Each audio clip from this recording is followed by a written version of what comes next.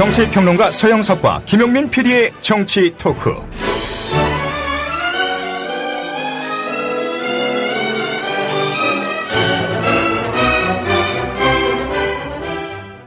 네, 서영석, 김용민의 정치 토크로 오셨습니다. 미디어 협동조합 서영석 이사님. 네, 안녕하십니까. 안녕하십니까. 예. 하여간 7월을 정치 하한기라고 하죠. 하한기는 개뿔. 여름 하자에 한가하다 할 때 한이죠. 예, 하한기라고 하는데 하한기가 아닙니다.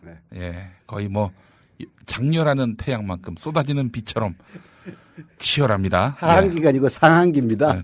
제가 봤을 때는 아마 박근혜 대통령 정부 4년 5년 동안 이 하한기가 없을 것 같습니다. 댓글 대자 대통령입니다. 대통령. 우리 대통령 시대에, 약간 이런 이 역동적이고 치열한 이런 전국 통해서 우리 멘붕에 빠지셨던 국민들이 하나 둘씩 깨어나는 것 같아서 너무 다행이라는 생각도 해보고요. 자, 방송 전에 공지부터 하자면은 내일 7월 19일, 7월 19일 금요일 저녁 7시에 서울시 정합 서울광장에서 촛불 집회가 있습니다. 7월 셋째 주는 토요일이 아니라 금요일입니다. 물론 토요일에도 오후에 또 이 광화문에서 또 집회가 있습니다만은 집중 집회는 바로 7월 19일 금요일 저녁 7시라는 사실을 여러분들 모두 기억하고 계시리라 생각을 합니다. 나오세요. 네, 저도 나갑니다. 저는 안 나갑니다. 네, 전 부산 갑니다. 부산 가시죠. 예, 부산의 주디스테화. 네. 그건 또 토요일 아닙니까? 네, 부산 토요일 집회에 참석하기 위해서 부산을 갑니다. 부산 출마하실 것 같아요. 저는 고향이 부산이 아닙니다. 부산 옆에 경상남도 아닙니까? 저 출마하려면 벌써 했죠. 예. 이 나이에 하겠습니다. 이 나이에 내가 하리. 예, 알겠습니다. 자, 서영석 김용민의 정치 토크. 지금부터 시작하겠습니다. 전하는 말 듣고 오겠습니다. 김관진 국방장관은 2015년 말로 예정된 전시작전 통제권을 한국으로 전환하는 시기를 연기할 것을 미국에 제안한 데 대해서 미 측이 긍정적으로 검토하지 않겠느냐고 말한 것으로 알려졌습니다. 김민석 국방부 대변인. 심각해진 북한 핵 문제 등 안보 상황을 중요한 조건으로 고려하면서 전작권 전환 준비를 점검해 나가자고 미 측에 제의해서 한미 간에 논의 중에 있습니다. 한미 양국은 오는 2015년 12월 1일을 목표로 전시작전권 전환을 준비해왔습니다. 민주당은 우리 정부가 당초 2015년으로 예정된 전시작전권 전환의 재연기를 미국 측에 제안한 것과 관련해 전작권 이양은 계획대로 이행돼야 한다며 정부의 대국민 사과를 요구했습니다. 안녕하십니까. 통합진보당 대변인 홍성규입니다. 이게 도대체 뭐하는 짓들입니까? 이 중대한 국가적 사안에 대해서 우리 국민들을 소위 간보는 중입니까? 박근혜 대통령의 대선 공약 2015년 전시작전권 전환 차질 없이 준비하겠다는 내용이 아직도 기억에 뚜렷합니다. 7월 18일 국민TV 라디오에 나온 황준호 기자. 그래도 공짜로 들어주진 않겠죠? 그렇습니다. 외교라는 게 기본적으로 주고받기이기 때문에 들어주는 대신에 청구서를 여러 가지 내놓을 것 같습니다. 3가지 정도가 예상되는데요. 첫 번째는 주한미군 주둔 분담금을 한국이 더 내라라는 겁니다. 미국이 정부 재정을 줄이고 있기 때문에 지금 주둔 분담금을 더 내라고 할 거는 이미 예상이 되고 있는데 전작권 연기가 아주 좋은 지렛대가 될 것 같습니다. 그리고 차세대 전투기 사업에서 미국 전투기를 사라라는 요구를 당연히 할 거고요. 미사일 방어만, ND에 들어오라 이런 요구도 더 강하게 할 것 같습니다. 작전 통제 하나 할 만한 실력이 없냐? 대한민국 군대들 지금까지 뭐 했노 이게? 나도 군대 갔다 왔고 예비군 훈련까지 다 받았는데 심심하면 사람한테 세금 내라 하고 불러다가 뺑뺑이 돌리고 훈련시키고 했는데 위에 사람들은 뭐 했어? 작전 통제권 자기들 나라 자기 군대 작전 통제도 한 게 제대로 할 수 없는 군대를 만들어 놔놓고 나 국방장관이요 나 참모총장이요 그렇게 별들 달고 그드럭거리고 말았다는 얘기입니까? 그래서 작동권 회수하면 안 된다고 줄줄이 모여가가지고 성명 내고 자기들의 직무유기 아닙니까?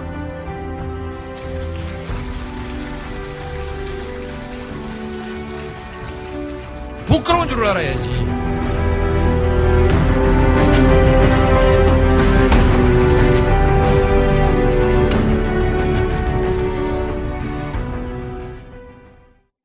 저희 집의 가훈이요.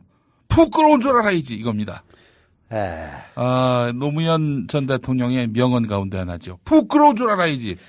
근데 아까 여기서 나온 말입니다. 노무현 대통령 얘기를 들어보니까 예. 이 똥별들이 기분 나빠할 만하네. 원래 이 자기 약점을 전국을 찌르면요. 못난 인간들은 반성하기는커녕 반발합니다. 그렇죠. 빈정상한 게 제일 무섭잖아요. 근데 역사의 변절자들 보면은 대체로 다 빈정상해서 그쪽으로 가는 경우가 빈정상하는 많습니다. 그 사람들은 다 못난 사람들이에요. 못난 사람들이죠. 진짜. 못난 사람들입니다. 예. 아니 사실은 당시에 누구죠? 하여간 이 참모총장이다. 전직 국방부 장관이라는 사람들이 단체로 들고 나와서 전작권 우리에게 주는 거 안 된다. 왜 우리에게 주느냐? 미국 계속 가지고 계시라. 이런 터무니없는 주장을 펼치면서 그게 애국이요 보수라고 이렇게 이야기하는 참으로 딱한 인간들입니다. 이런 인간들에게 너무나 적나라한 그런 지적이죠. 부끄러운 줄 알아야지. 저희 집 가훈입니다. 염치를 갖고 살자. 근데 제가 이 나라 보수들이 왜 계속 집권하는가 제 6개월 동안의 고민거리였습니다.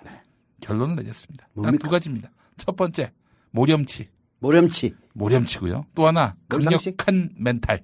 강력한 멘탈. 예. 그건 나도 강력한 멘탈을 갖고 있는데. 그러니까 염치가 없으면은 자기가 잘못한 거에 대해서 인정하지 않죠? 네. 그런데 잘못했다라고 이야기하는 사람들이 물러나라. 그래도 끄떡하지 않고 그 자리에 주저앉는 거. 김재철 씨 같은. 문도리코 아직도 그대로 국회의원 하고 있죠? 김재철 씨 같은 사람들이 바로 그런 경우였죠. 이게 바로 보수가 집권하는 이유입니다.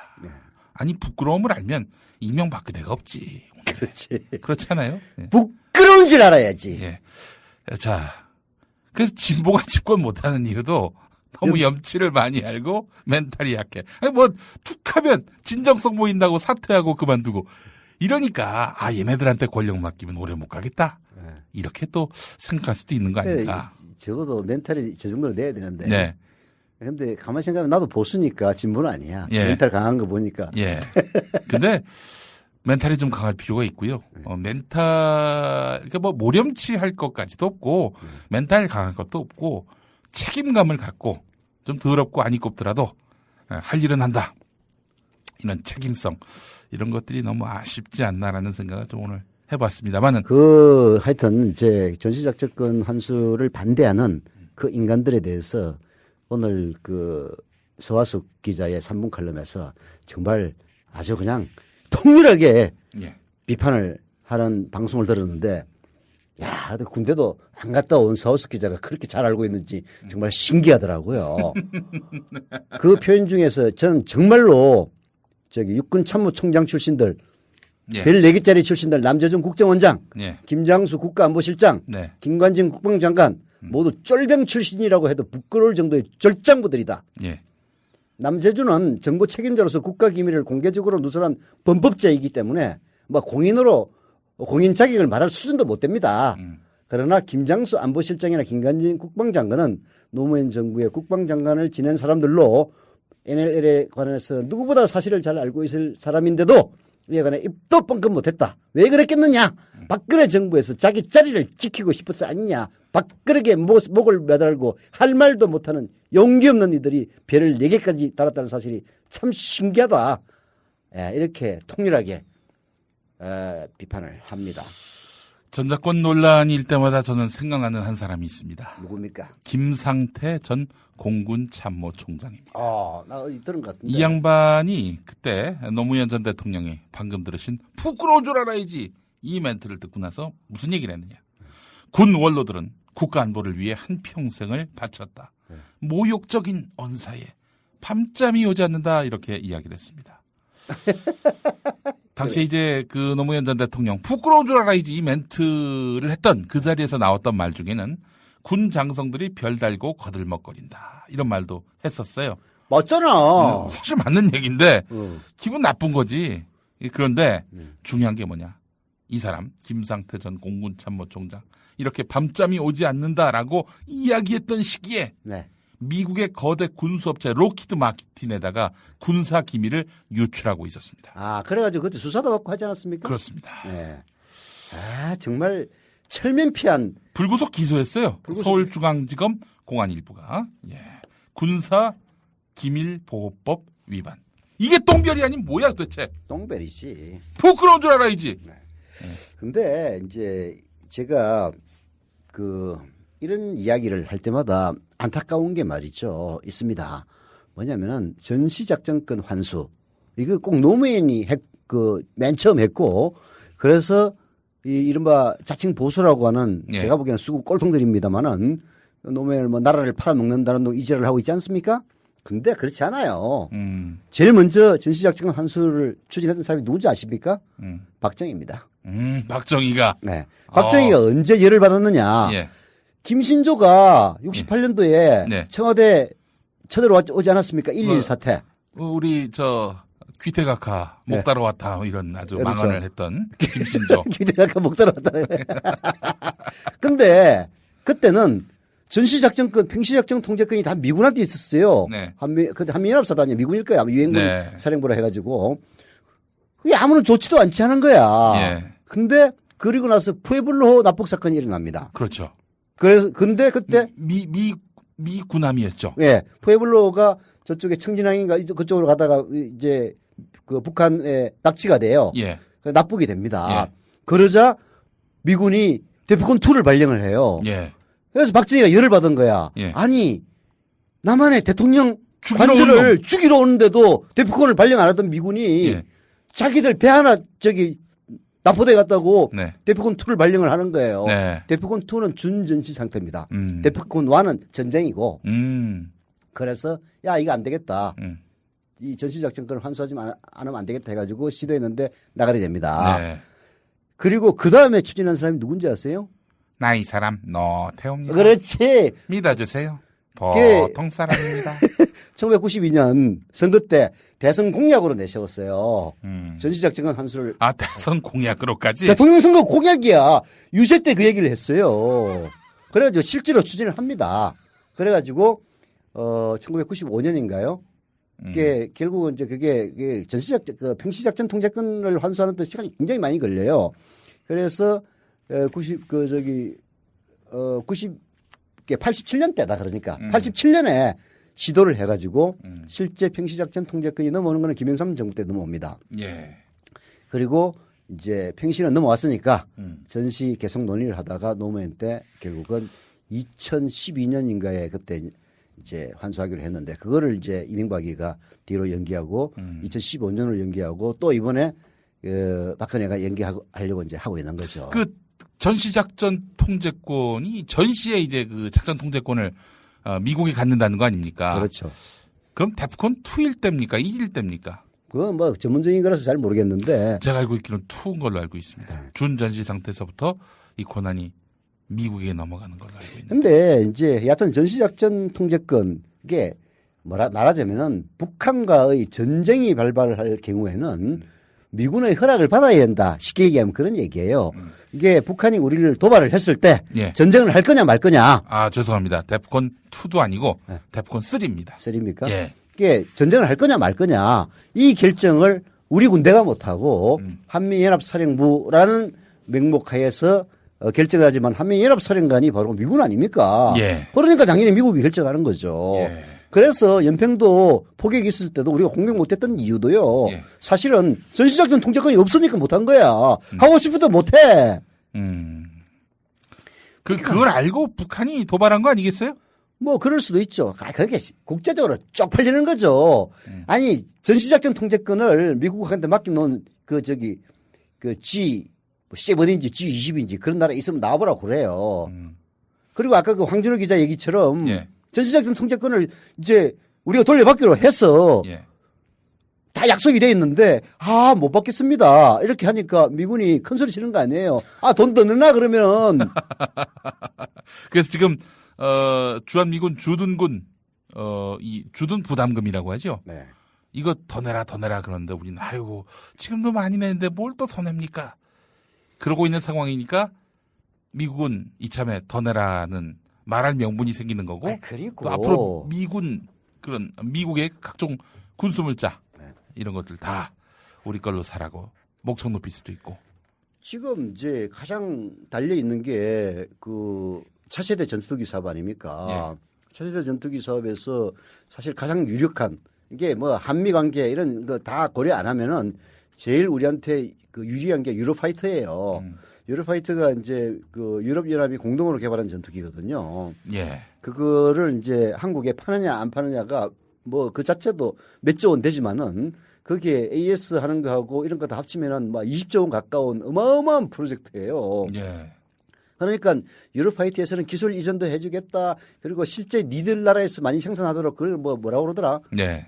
절충 사업이라든가 뭐 하여튼 그런 게 있어요. 예. 뭐 그것도 해주겠다. 온갖 조건을 다 내걸고 있습니다. 예. 근데 지금 보잉이나 로키드 마틴은 큰 소리 탱자탱자 치고 있어요. 예. 아니 뭐 특히 뭐 로키드 마틴인가 거기는 아직 만들어지지도 않는 전투기를 팔아먹겠다고 지금 나서고 있어요. 아직 만들지도 않았는데. 그렇죠. 개발 중이야. 미친 새끼들.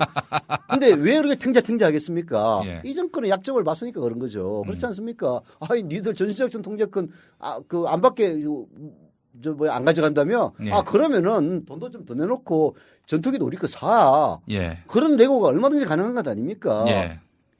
진짜 매국노들이에요, 매국노들. 예. 그리고 오늘 경향신문 사설 보니까 그런 얘기가 나오더라고. 우리는 지금 2011년도에 세계 무기 시장에서 무기를 예. 구입한 넘버 2입니다. 2010년인가 2011년인가 그 다음 해 2012년인가요? 그 다음에는 넘버 4 4위였어요. 예. 근데 그래서 뭐 이지스함을 갖다가 우리가 직접 만들기까지 하고 있지 않습니까? 예. 게다가 이제 고고도 정찰기인 그 뭐 무슨 호크인가 뭔가 뭐 있어요. 글로벌 호크인가 하는 거. 예. 그것도 이제 미국이 다른 나라 동맹국이 잘 안 파는 무기인데 우리나라는 대신 판다 해가지고 또 그것도 사드리고. 미국은 글로벌 호크를 팔고 한국은 글로벌 호구가 되는 거지. 아파치도 이미 몇 조 원 사기로 했잖아요. 예. 야. 참나. 말이 안 나오네, 갑자기. 참. 이런 글로벌 호구. 근데, 자, 우리 이제 군사 강국이에요. 예. 근데 북한이 어떠냐면은 20년째 예. 무기 수입이 제로인 나라입니다. 북한이? 예. 오. 외화가 없으니까 무기를 못 들여와. 예. 그리고 뭐 공군들한테는 다 아는 얘기입니다만은 비행기 아무리 좋은 것 같다 놔도 네. 연습 안 하면 다 허당이거든요. 근데 지금 북한은 연습할 기름이 없잖아요. 기름이 항공유가 이게 또 제일 비싸요. 예. 항공유는요. 거기 뭐 섞는지 압니까? 땅콩유를 섞습니다. 땅콩유를. 그래서 아프리카에 항공유 원료가 굉장히 많아요. 예. 아프리카 땅콩 가지고 그 기름 만들어서 그거를 석유하고 섞어 가지고 항공유를 만듭니다. 그래서 굉장히 비싸요. 이 북한에 지금도 기름 못 들어가나요? 우선 들어가도 그렇고. 예. 수입도 이제 군사물자이기 때문에 제한을 받을 뿐더러. 예. 설사 도입할 수 있다 치더라도 비싼 중국 통해서. 비싼 기름을 훈련을 할 만큼 예. 할 수가 없어요. 기름이 없어가지고 비행기 못 뛰는 나라 아닙니까? 이런 북한이 두렵다고. 군사비가요. 예. 정확하게 작년인가 33배입니다. 남한의 국방비가 예. 북한 국방비의 33배. 예. 남한이 300억 달러인가 되고요. 네. 300억 달러니까 30조 원 가까이 되는 거지, 그죠? 예. 그리고 북한이 1조 원도 채 안 됩니다. 예. 1억 달러. 하여튼 10억 달러? 그래서 한 33분의 1인가 그렇게 돼요. 태권도 3단인 분이 이제 그 하얀띠 단 그런, 그 태권도 초짜가 무서워가지고, 발발 떨면서.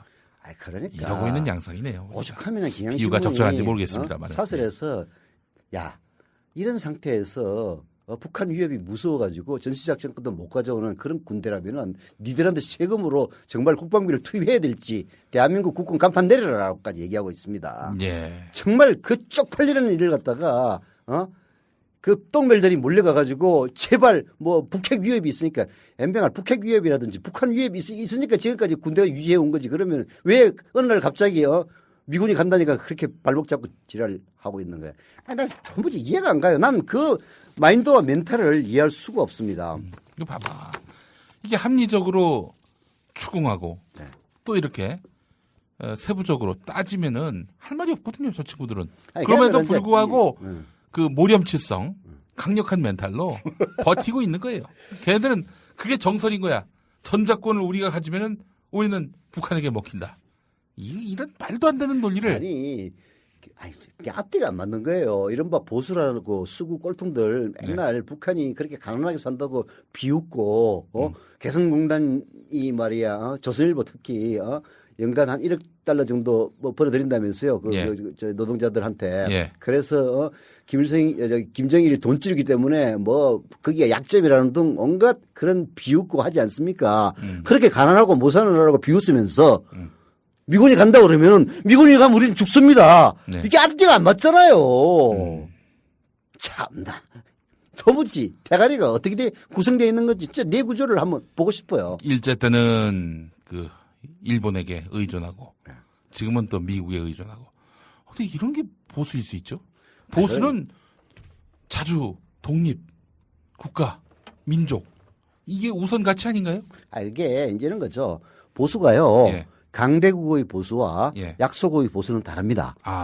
강대국의 보수는 그 영어로 페이트리어트인가 문자 그대로 자기 나라를 사랑하는 애국이에요. 그러나 약소국의 보수는 그 약소국이 빌붙어 사는 강대국을 사랑합니다.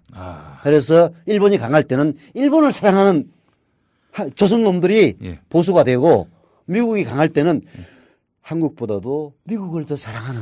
그거는 뭐 사대주의지 보수주의는 아니지 않습니까? 그게 이제 약소국은 다 그래요. 옛날에 최명길이 이때도 그랬지 않습니까? 기득권 세력들이 보수 세력들은 그렇게 그냥 그 사대에 빌붙어가지고 그때는 명나라가 사대였지. 신흥 강국을 몰라보고 일본에 빌붙어 있다가 미국으로 빨리 말을 갈아타야 되는데 일본인 줄 알고 있었던 놈들 다 작살났잖아요. 뭐 그런 거예요. 참나. 아이고 이런 거 깨야 됩니다. 노무현 대통령이 오직 했으면은 이 나라에서 계획을 얘기하는 사람들은 600년 동안 탄압을 받아왔다고 그런 얘기를 했겠습니까? 하여간 아직 독립이 안 됐습니다. 근데 이제 재밌는 게 있어요. 이게 지금 말하자면은 박근혜 대통령 각하에 이른바 국방 안보 브레인 하면은 이제 사실은 다 밀접하게 노무현 대통령과 관련이 있는 사람들입니다. 남재준은 육참총장 때 그때 참여정부였고요. 참여정부 때 육참총장을 했고 그리고 그 윤병세 외교부 장관. 외교부 장관은 그때 또 뭐 외교안보 뭔가 했었죠. 여하튼 김장수는 국방부 장관을 했고 김관진은 합참장관을 했을 겁니다. 이런 상황 아니에요. 근데 김장수 국가안보실장 박근혜에게 발탁된 사람 아닙니까? 이 국가안보실장은 이런 전작권 환수 문제에 대해서는 환수를 해야 된다는 입장입니다. 그 뭐 언론 보도에서도 계속 그랬고요. 그래서 6월 11일만 하더라도 전작권 그 이양 시점 2015년 12월 1일 그 시점에 맞춰서 차질 없이 이행할 것이다라고 이야기를 했는데 그러니까 말이 완전히 이상해졌어요. 12월 대선 때 박근혜는 전작권 이양한다. 그런데 5월에 한미 정상회담 가가지고는 박근혜가 오바마한테 전작권 이양 좀 미룹시다. 그게 이제 왜 6월에는 또 딴 얘기, 7월에는 또 이렇게. 왜 이렇게 됐냐면 난 다 이유가 있다고 보는 거예요. 그게 김장수 국가안보실장은 사실 전작권 환수와 관련해서 실무 일을 맡았던 사람이기도 합니다. 그래서 이명박 때 연기가 됐잖아요. 연기가 됐죠. 이명박 때 2015년으로 연기됐을 겁니다. 그래서 2015년은 지켜야 된다고 생각을 하고 있어요. 그래서 북한 핵실험이 있은 다음에 여권 내부에서도 북한이 핵을 갖고 있는데 우리가 전작권을 돌려주면은 우리가 북한의 핵에 당할 수가 있겠느냐 해가지고 보수단체하고 전작권 전환 연기론이 그때 막 나왔을 때 김장수는 연기 조정해서 안 된다. 한미 양국 대통령이 전작권 전환을 합의를 이미 한 상황에서 또 연기한다는 건 말이 안 된다. 이렇게 약속 이행을 촉구를 했거든요. 근데 여기서 우리가 주목해야 될 사람은 남재준입니다. 남재준 현 국정원장. 국가정보원장. 국정원장은 초지일관되게 전작권 환수를 해서는 안 된다고 주장했던 사람이에요.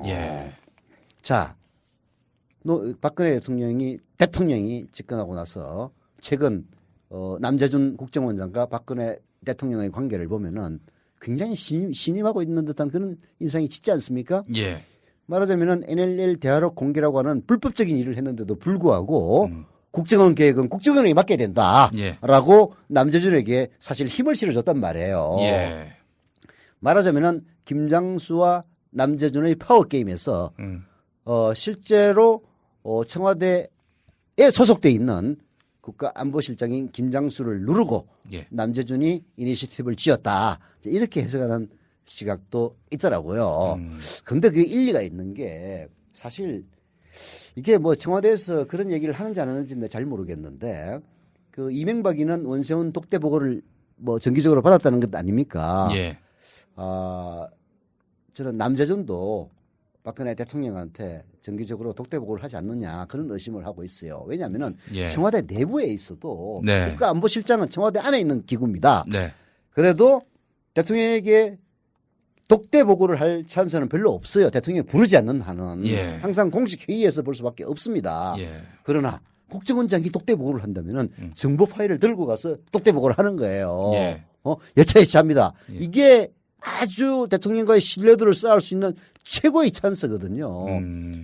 그걸 해야만이 국정원장이 힘을 가집니다. 원세훈이가 그렇게 온갖 인사 전형을 다 하고 그리고 4년 동안 뭐 온갖 공작을 다 시킨 이유도 결국은 이명박과의 그 끈끈한 관계, 예. 이명박이 실어주는 힘, 이게 바로 원세훈 권력의 원천이었거든요. 예. 그래서 지금 남재준이 김장수를 완전히 그냥 구석에 쳐박고 강경론을 주도하고 있는 것이 아니냐. 예. 이런 시각들이 이 여권 근처에서는 결국 이제 흘러나고 있습니다. 우리 박근혜 대통령이 누구를 더 신뢰하느냐에서 결국 이 파워게임에 승부가 갈리는 거 아닙니까? 그렇죠. 그 남재준을 좀 더 신뢰한다는 거고 네. 그렇다면 남재준이 그동안 해왔던 네. 뭐 이 국정원장으로서 할 수 없는 이런 것들도 다 박근혜의 신뢰가 바탕이 돼 있지 않다면은 박근혜가 결국 지지했다는 얘기야. 그는 그렇죠. 이거는 뭐 그야말로 어린애라도 다 알 수 있는 얘기예요. 아니 남재준이 어떻게 박근혜를 물을 먹이고 자기 혼자 독자적으로 그런 일을 할 수가 있겠어요. 절대 못하지. 예. 자 결국에는 이런 최근에 NLL 정상회담 대화록 공개와 관련한 모든 저간의 흐름 속에는 박근혜 대통령의 의중이 담겨 있다라는 것들을 또 이번 그 남재준 김장수 파워게임을 통해서 확연하게 우리는 알 수가 있게 됐다라고. 근데 이게 다 자기 무덤 파는 행위입니다. 네. 사실 이제 전작권 한수는 사실 보수 이른바 자칭 보수들의 주장이 먹혀들 수가 없어요. 네. 이게 야 우리가 지금 국력이 얼만데 우리가 말하자면 약소국 국가냐 이거죠. 국력이 얼만데 지금도 미국 품에서 그냥 형님 울어야 되느냐 이 주장이 국민들에게는 훨씬 더 설득력이 있거든요. 예. 그렇지 않습니까? 북한의 핵 위협 아니 솔직히 북한이 뭐 불바다를 만든다고 지랄을 쳤을 때도 주식시장 끄떡 없었거든요. 우리 국민들 최소한 대북 멘탈만은 강합니다. 하도 많이 써먹어가지고. 또 지난번 3, 4월 뭐 이른바 위기가 극대화됐던 시기에도 보니까 결국 북한이 개성공단 없앨 것처럼 하면서도 결국 못 없애고 도발할 것처럼 하다가도 안 했잖아요. 네. 그게 여러 가지 많은 이유가 있겠지만 우리 지금 게시판에 올라온 글을 보니까 외국인들이 많이 살기 때문에 이거 북한이 남한 공격하기 쉽지 않다. 당정 지금 한국에 사는 중국인만 70만이에요. 어떻게 건드려? 그래서 이제 당시에 북한이 이런 말을 했어요. 한국에 사는 외국인들은 빨리 나가라. 이 얘기는 뭐냐면 나가겠냐고 그런다고 했어. 이 얘기는 결국 북한의 아킬레스건을 스스로 드러내는 꼴이 된 거지. 예, 그러니까 안보도 중요하긴 하지만 이런 식의 북한이 우리를 친다. 이런 참 가당치도 않은 논리. 이거보다 차라리 일본의 그런 군사무장 이거 대비하는 것이 더 기묘하다 저는 이렇게 판단을 합니다. 예, 하여튼 좋은 글을 많이 올려주셔서 감사합니다. 게시판 저희가 보고 있습니다. 글만 올리지 말고 좀 조합원 가입도 하고 하세요. 예, 그렇습니다. 조합원 가입하시는 방법은 국민TV 홈페이지 들어오시면 됩니다. 저희가 16,000명이 넘었고요. 빨리 17,000명, 18,000명, 19,000명, 2만 명이 돼야 보도국을 구성하고 그래서 TV 뉴스를 시작할 수 있습니다. 지금이라도 가입 못하신 분들 빨리 가입하셔서 저희 국민TV 조합원이 돼주시고 이 시대 가장 강력한 무기를 한번 만들어 봅시다. 그리고요. 예. 대구에 사시는 강승희 조합원님. 네. 이름은 뭐 여성분 같은데 사실은 한 아저씨라고 합니다. 네. 조합원 가입해 주셔서 감사하다는 말을 꼭 해달라고 해서 강승희 조합원 이길 승자 승희입니다. 네. 그리고 또 인천에 사시는 박병숙 조합원님. 네. 전에 제가 깜빡 잊고 이름을 못 불러드렸거든요. 예. 이번 정치토크 때 꼭 불러달라고 그래서 예. 박병숙 조합원님 조합원 가입 정말로 감사드립니다. 네. 라고 얘기를 해드립니다. 예. 자, 뭐 저희가 잠깐 이제 다른 이슈로 넘어가기 전에 내일과 모레 있을 촛불 집회 일정 안내해드리겠습니다. 서울은 오는 19일 금요일, 7월 19일 금요일 저희 방송하는 시각으로 본다면 내일이죠. 네. 저녁 7시 서울광장. 부산은 모레 20일 토요일 저녁 7시 서면 주디스테와 대구는 내일입니다. 19일 금요일 저녁 7시 대구 동성로 CGV 한일극장 앞에서 대전은 20일 토요일 저녁 7시 대전역 광장. 대전역 광장에는 표창원 교수와 박주민 변호사가 나옵니다. 표창원 교수, 박주민 변호사는 또 전날에 청주에서 일정이 있습니다. 19일 금요일 저녁 7시 성안길 차 없는 거리, 그리고 전주는 19일 금요일 저녁 7시 오거리 광장, 제주는 매일 저녁 8시 제주시청에서 이렇게 촛불 집회가 열리고 있습니다. 서울은 내일 저녁 7시 서울광장에서 있게 됩니다. 많은 분들의 적극적인 참여를 바라겠습니다. 국정원 부정선거 축소 보도. 여야는 오늘도 충돌했습니다. 정치권은 정면 격돌로 치닫고 있습니다. 거친 공방전은 오늘도 계속됐습니다. 민생입법은 또 표류하는 것 아니냐라는.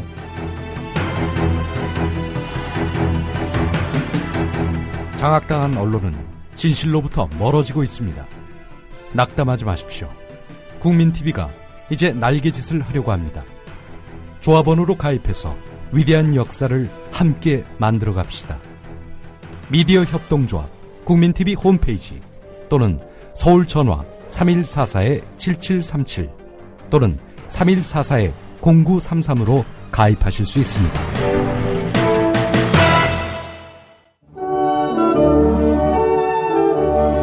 지금 여러분께서는 서영석, 김용민의 정치토크와 함께하고 계십니다.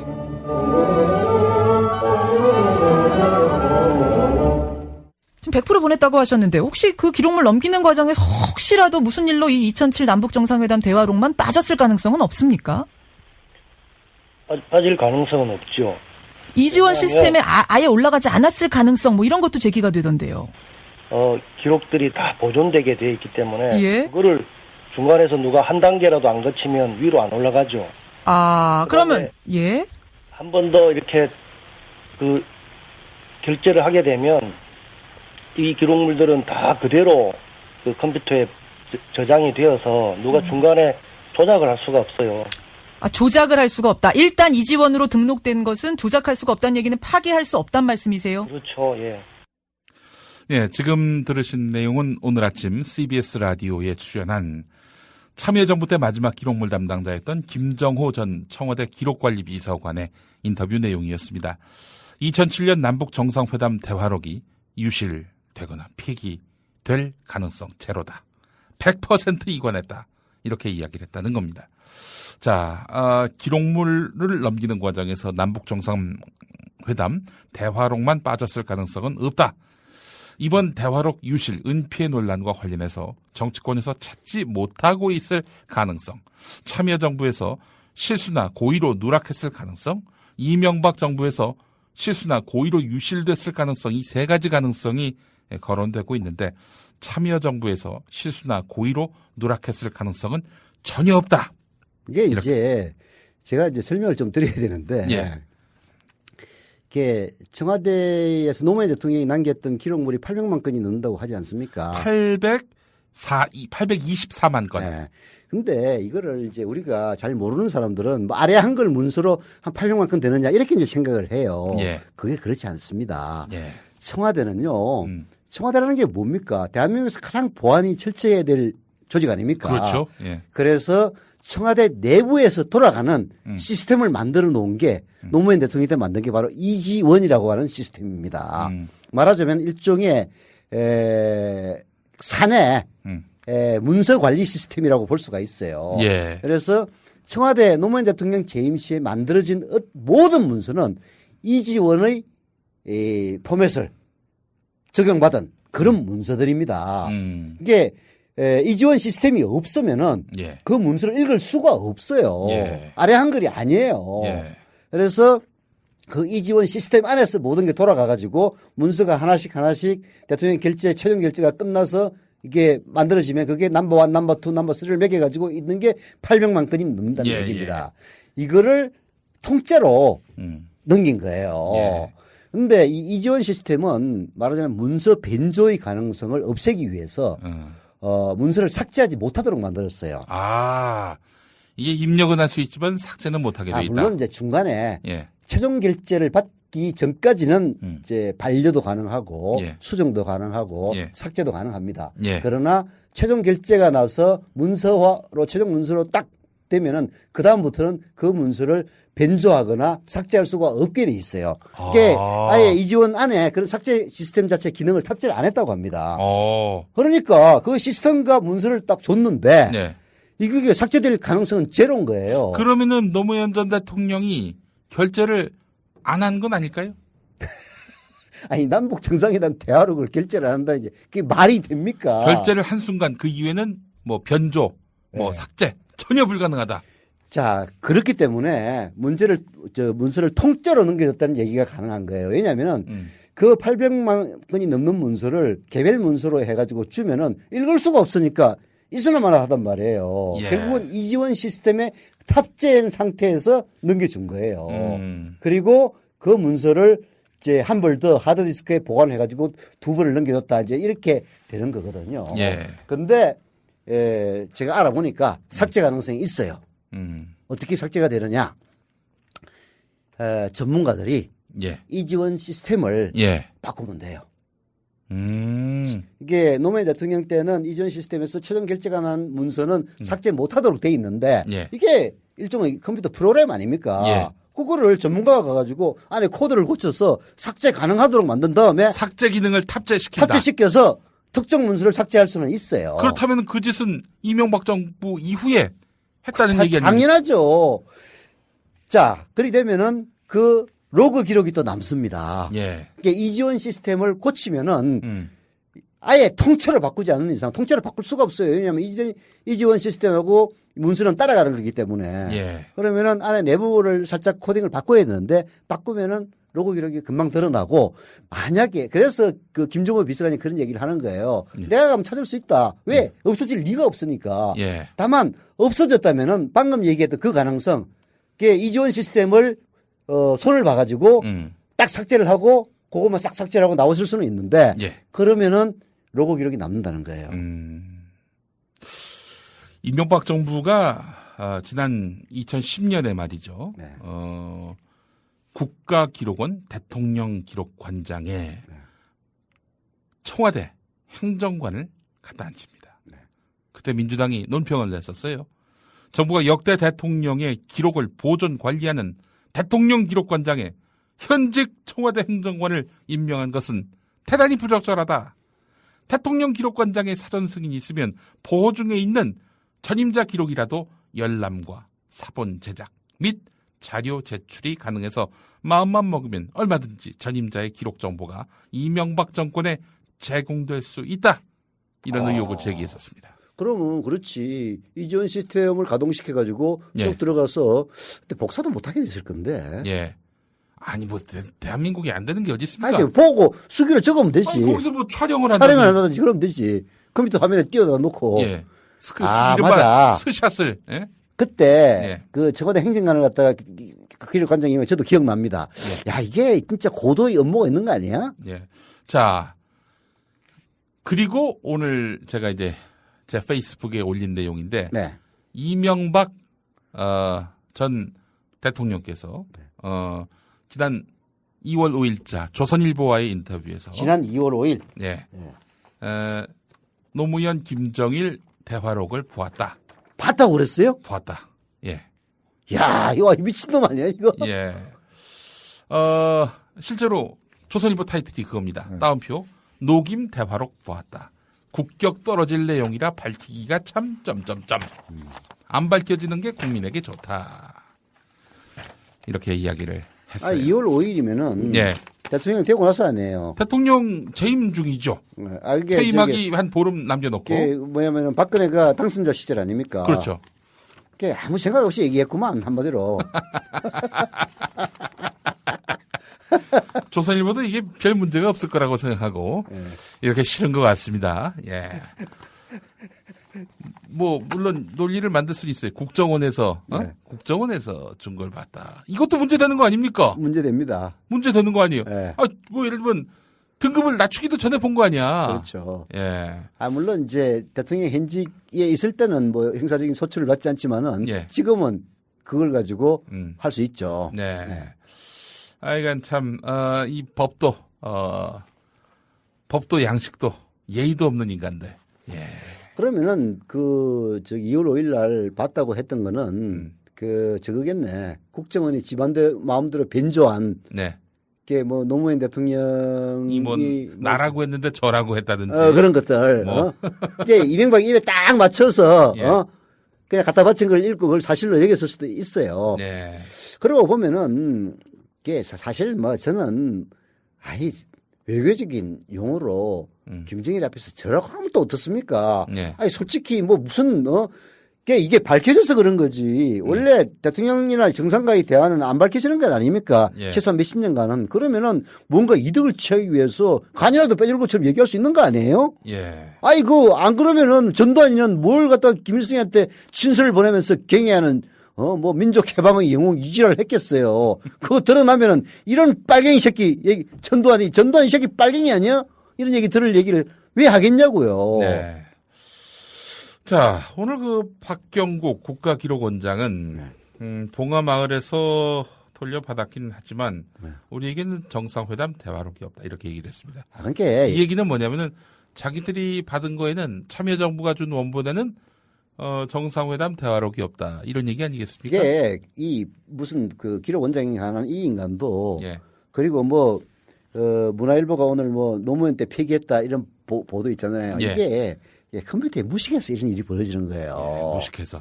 이게 아까 얘기했지만 이지원 시스템에서 개별 문서를 이미 결제가 나가지고 문서화된 걸 갖다가 개별적으로 파기할 수가 없게 돼 있어요. 그걸 모르니까 그러면 통째로 없어졌다. 그럼 말 돼요. 뭐 어느 놈이 그냥 이지원 시스템 자체를 뽀개버리면은 그 안에 있는 문서 다 날아가는 거니까. 근데 특정 문서만 없어졌다. 이거는 원천적으로 불가능한 얘기거든요. 그러면 그래서 김종국 비서관이 얘기를 하는 겁니다. 못 찾았거나 만약 없어졌다면은 이지원 시스템을 변조해서 삭제 기능을 탑재해가지고 들어가서 누군가가 삭제를 했을 것이다. 그러면은 로그 기록이 남아있으니까 금방 알 수 있다. 그리고 실제로 그때 CCTV 기록 다 뒤져보면은 나와요. 나옵니다. 문화일보 진짜 찌라시야 진짜.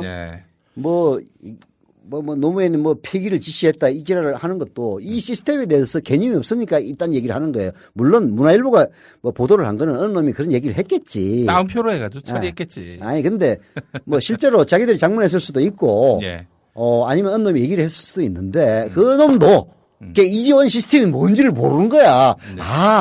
800만 건이나 문서가 있어. 그럼 아래 한글 문서처럼 남발이 돼 있어가지고 그 중에서 798만 번째 아래 한글로 돼 있으면 문서 없앨 수 있잖아요. 이렇게 생각하는 거야, 얘들은. 병신들이. 야, 임마, 그게 불가능해.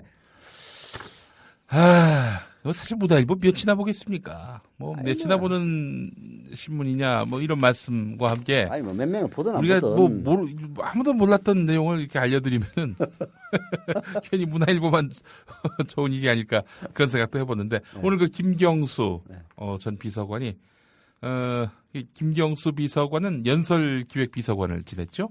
그리고 임상경 전 대통령 기록관장 그리고 이창호 전 청와대 제1부속실 행정관이 기자회견을 열었습니다. 그래서 이런 내용을 밝혔어요. 참여정부는 2007년 남북 정상회담 회의록을 대통령 기록관에 분명히 이관했다라고 말이죠.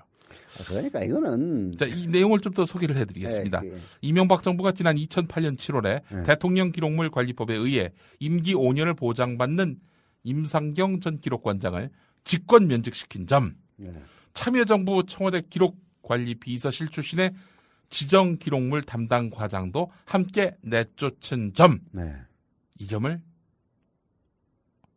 그 문제 삼고 있습니다. 그러니까. 이게 굉장히 중요합니다.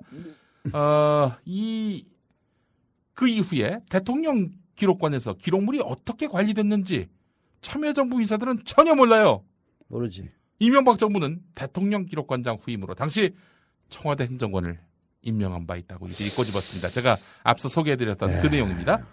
이게 뭔가 업무가 있는 것 같기도 하죠. 업무가 있는 것 같아요. 이게 충분히 그것을 의심할 만한 합리적 정황들이 있습니다. 원래 임상경 인가는 그분이 그 임기가 정해져 있는 대통령 기록관장을 했었잖아요. 예. 근데 그때 뭐 사본 그 문제 때문에 그때 사본 그 문제도 보면은 진짜 청와대 그때 보면은 컴퓨터에 무식한 놈들이 얘기가 있어서 답답해서 제가 진짜 아이고 이런 새끼들이 청와대에 있으니까 이명박이 수준이 그 모양이지 처음 들어와가지고 비번을 몰라가지고 컴퓨터를 못 썼다는 이딴 소리가 나왔지 않습니까? 그때도 R인지 이딴 소리는 할 줄 알았지. 그러니까 근데 그 임상경을 억지로 쫓아내고. 억지로 쫓아내고. 억지로 쫓아내고 그다음에 지가 데리고 있던 행정관을 보내가지고 관장을 시켰다. 그러면은 몰래 정말로 이지원 시스템에 그 프로그래머를 데리고 와서 야 이거 삭제할 수 있는 기능 좀 집어넣어 해서 이렇게 변조한 다음에 특정 문서를 변조할 수도 있다. 그런 가능성도 있네요. 자 그렇다면은 대한민국에 존재하는 정상회담 대화록은 2개입니다. 국정원에 하나 있고 국가기록원에 있는 거 하나가 있는데 국가기록원에 있는 거는 원본이란 말이죠. 참여정부에서 만든 거. 이걸 삭제했단 말이죠. 국정원에서 만든 이게 사실인지 개조된 건지 알 수 없는 이런 정체불명의 이 문서. 이 문서만 남게 되는 건데 이 문서를 갖고 이제 말하자면은 이게 정상회담에서 이렇게 노무현이 굴욕적인 말들을 했다. 아니 근데 거기도 굴욕적인 말은 없어요. 그러니까 이제 걔들이 이제 해석하는 차원에서 그렇게 하는 건데 이렇게 함으로써 이걸 갖고 쥐고 흔들면서 결국에는 대조할 원본을 없앤 것. 자, 이 점 보면은 대략 좀 퍼즐이 맞춰지는 것 같습니다. 근데 그것도 좀 불가능해요. 뭐 그런 의도를 가지고 그런 시도를 했을 수는 있는데 왜냐하면은 자, 그 정상회담 대화록이 어떻게 해서 만들어졌습니까? 결국은 녹취록이라든지 자료 그리고 들었던 사람들의 수기 이런 걸 토대로 해서 만들어지는 거란 말이에요. 그건 다 남아있거든요. 그거까지 폐기를 해야 됩니다. 만약에 완벽하게 감추려면은 그렇잖아요. 그래서 이거는 뭐 그런 시도를 할 수는 있지만 성공할 수는 없는 시도입니다. 이거는 뿌록이 날 수밖에 없어요. 근데 문제는 저는 이렇게 생각합니다. 이 문제는 뭐 따로 사안을 밝혀야 되겠지만은 여기에 매몰될 필요는 없습니다. 지금 우리에게 중요한 것은 국정원의 대통령 선거 개입 그리고 부정선거에 대한 국정조사입니다. 그리고 나아가서 NLL을 이 국정조사를 덮기 위해서 써먹었던 남재준에 대한 조사 이런 식으로 지금 우리 그 시선을 집중을 시켜야 돼요. 여기에 우리가 놀아나서는 안 됩니다. 어쩌면은 이런 식으로 물타기를 해서 이게 가장 그 물타기를 하는 제일 좋은 방법은 뻔히 알면서도 끌려 들어가지 않을 수 없는 그런 수법을 쓰는 거거든요. 그게 이거 말하자면은 대통령 기록물 관리관에서 대화록이 없다라는 거는 최소한 친노의 핵심이라고 할 수 있는 봉안 마을에서는 이거 대응을 안 할래야 안 할 수가 없는 사안이란 말이에요. 그래서 문재인 의원도 마찬가지고 아까 나왔던 김경수, 김정호 당시 연설기록 비서관을 했던 이런 사람들은 적절하게 대응을 해야 되지만은 그 대응은 그 사람들에게 맡겨두고 우리들의 이 힘은 어디에 집중을 해야 되느냐? 부정선거 의혹, 국정조사 그리고 여기에 항의하는 그리고 국정조사를 제대로 할 수 있도록 촉구하는 촛불 집회에 더 신경을 써야 된다. 맞습니다. 이렇게 얘기를 하는 바입니다. 제가 사실 내리고 싶었던 결론도 이러한데 이 논란이 커지면 커질수록 새누리당 정부는 쾌재를 부릅니다. 그럼요. 이러면은 국정원의 선거 부정을 다들 잊어주시겠지. 국면이 전환되겠지. 이럴 거란 말이죠. 있습니다. 이 싸움은 봉하마을에 맡기시고 우리는 국정원의 선거 부정과 관련해서 적극적인 문제 제기 그리고 이것과 관련해서 현 정부의 책임 있는 처신을 강력하게 요구를 해야 될 것입니다. 네. 그렇지 않고 여기에 너무 매몰된다든지 혹은 정치에 대해서 회의적인 시각 계속 이렇게 벗어나지 못한다면은 걔네들만 좋은 꼴이 됩니다. 우리 민주주의는 결국에는 나락으로 떨어지게 될 수밖에 없습니다. 우리가 당한 거예요. 사기당한 겁니다. 절도당한 겁니다. 점점 그런 의혹이 사실로 드러나는 게 아닌가 하는 생각이 많이 듭니다. 예, 어떤 사안이라도 하여간 덮을 수만 있다면 가용한 모든 소재들을 다 동원해서 이 친구들은 이렇게 국면을 전환하려 할 것입니다. 여기에 우리가 말려들면 안 됩니다. 근데 지금 청와대가 확실히 당하고 있는 것은 사실이에요. 당황하고 있어요. 네. 그래서 뭐 선거 불복하자는 거냐 이렇게 나오는 건데. 그러니까 누가 선거 불복한다고 한 사람 누가 있어. 예. 우리의 얘기는 이런 겁니다. 선거 부정이 사실로 드러난다면은 박근혜 대통령의 대통령 당선에는 문제가 있다. 즉 정통성에 하자가 있다. 예. 이 얘기를 하는 거예요. 예. 그러나 선거 부정이 드러났는지는 아직까지 확정이 안 된 상태입니다. 예. 자꾸 덮으려고 하니까 예. 이걸 제대로 밝히라고 지금 촉구하고 있는 것 뿐이에요. 예. 물론 이제 일부 대학생들이라든지 좀 그 과격한 사람들은 뭐 박근혜 하야하라 이런 얘기도 나오긴 합니다만은 아니 그러니까 이거는 말하자면은 정부로 하여금 진상 규명하라, 진상 규명에 협조하라. 푸시하기 위한 그런 일종의 레토릭이지. 그렇지. 이런 거를 갖고. 예, 아니, 뭐, 레토릭도 레토릭이고, 그러나 하여튼 촛불 집회의 전반적인 동력은 진상규명이에요. 예. 야, 이거 부정선거, 댓글 공작을 했다는 사실을 누가 밝혔습니까? 경찰은 아니라고 그랬는데, 예. 박근혜 검찰이 밝힌 거 아니에요. 예. 그래가지고 원세훈이하고 김용판이를 갖다가 기소한 거 아닙니까? 예. 그걸 구속 기소는 당연하다고 검찰이 얘기를 하니까 황교안이 시켜가지고 구속 못 시키게 한 게 바로 박근혜 아닙니까? 그렇죠. 이런 진실을 규명하라고 국민들은 요구하고 있는 것 뿐이고, 그리고 정치권의 책임 있는 인사 어느 누구도 박근혜 하야라고 얘기 안 해요. 진실을 갖다가 밝히라고 그러는 거지. 그리고 국정을 계획하라고 그러는 거지. 그런데 지발이 저래가지고 도둑놈이 제발 저래가지고 그러면은 대선 불복하겠다는 거냐? 아니 대선을 승복을 하고 정통성을 인정해 주는 거 야당이 해주는 겁니까? 국민이 해주는 거 아니에요. 국민들한테 따져야 될 것 같다가 아무 얘기도 안 하고 있는 약점 보인 김한길이 민주당한테 가가지고 야 이 새끼들아 늘 우리 그럼 불복하는 거야? 한번 붙어볼래? 이런 식으로 공갈 협박치는 것 아닙니까? 이게 사람들에게 점점점 의심을 더 불러일으키는 요인이 되는 거죠. 예. 자, 서영석 김용민의 정치 토크 이렇게 해서 마무리하도록 하겠습니다. 내일 금요일 저녁 7시에는 서울광장 또 대구는 동성로 CGV 한일극장 앞 그리고 청주에서 성안길 차 없는 거리에서 이렇게 촛불 집회가 있습니다. 여러분의 많은 참여와 관심을 바라겠습니다. 자, 서영석 이사님 수고하셨습니다. 예. 예, 저희는 다음 시간에 뵙겠습니다.